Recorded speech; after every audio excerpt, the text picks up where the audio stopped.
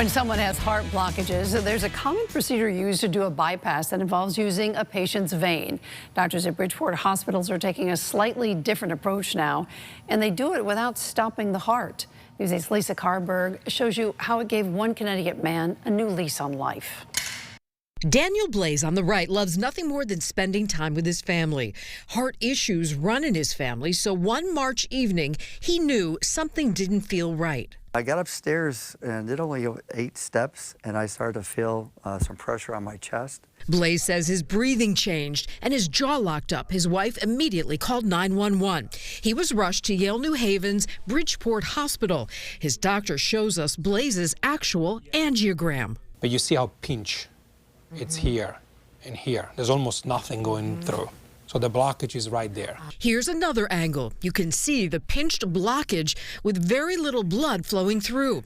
Cardiac surgeon Fabio Ramponi says a full blockage would have ended Blaze's life immediately. Blaze would now need a bypass to get blood flowing fully around that blockage. Instead of harvesting a vein, Dr. Ramponi instead uses arteries, which are more durable. He shows which arteries he uses from the outside of the heart. We had to graft the artery that runs in front of the heart and the one on the side of the heart, and we use both memory arteries.